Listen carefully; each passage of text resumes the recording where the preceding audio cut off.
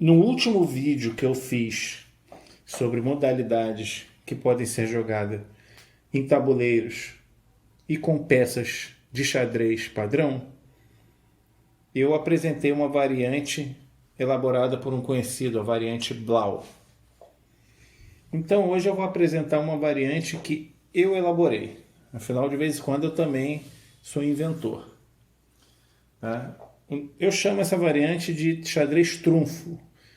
E como é que funciona isso? Ele tem um trunfo, que é o jogador poder jogar, fazer 2 lances em sequência em um dado momento e a critério dele. Esse trunfo inicialmente está com o jogador de pretas, tá?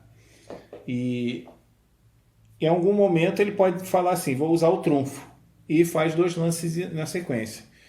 Quando ele fizer isso, ele passa o trunfo para o jogador de brancas, para o outro adversário. Tá? Se o jogador de pretas não usar o trunfo pela primeira vez, vira um jogo de xadrez normal. Até aí tudo bem.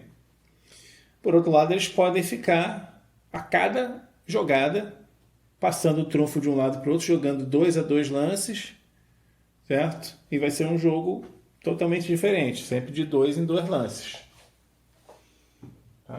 Por exemplo, vou exemplificar aqui como é que fica. Digamos que o jogador que sai com o peão do rei, aí que sai com o peão do rei também, cavalo, cavalo,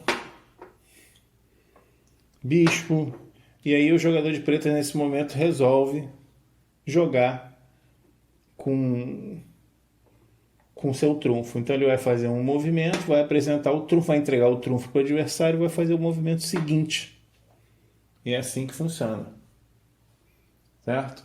Ou seja, a todo momento o jogador que não tem um trunfo, ele tem que ficar pensando no que o outro que tem um trunfo pode fazer, e aquele jogador que tem um trunfo também tem que pensar o que vai acontecer se eu usar o trunfo, porque em seguida o meu adversário pode usar o trunfo aqui, por exemplo. Passou para as brancas poderiam fazer isso, então também vou usar o trunfo.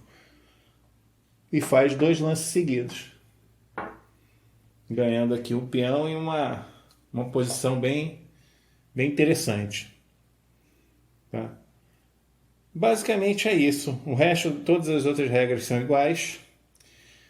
O trunfo não pode ser usado para dizer que o jogo acabou. Por exemplo, ele faz um movimento e dizer que o movimento seguinte seria um movimento dar o cheque e o movimento seguinte seria a captura do rei, assim acabando o jogo. Não, isso não existe. Ele tem que dar o cheque, certo? Aí em seguida ele pode fazer um outro movimento que dê um checkmate, né? Ou então, né, o jogador pode normalmente sair do cheque, se for possível.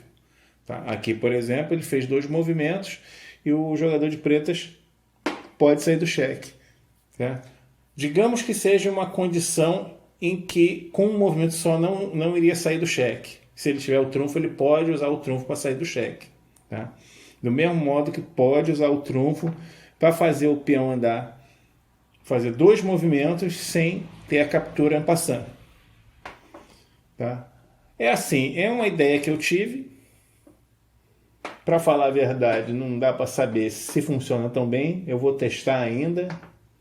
Afinal, não tem como. Nunca joguei, para falar a verdade. É só uma ideia, vou tentar até elaborar mais, vou ver se precisa de alguns ajustes. Mas, por outro lado, é uma ideia assim que, pelo que eu vi, não dá mesmo para implementar para jogar no computador contra o engine. Aquela programação que eu fiz para jogar o Blau, por exemplo, pelo que eu vi, o programa não tem os recursos para esse tipo de coisa. Um jogador, em um dado momento, fazer 2 movimentos em seguida. Certo? A única coisa que daria para a pessoa fazer, por exemplo, é ele usar uma engine e configurar manualmente a posição, né, após 2 movimentos e mandar a engine analisar. Mas aí não é nada prático. Então é isso. Essa é a minha invenção meio maluca. Valeu, até a próxima variante.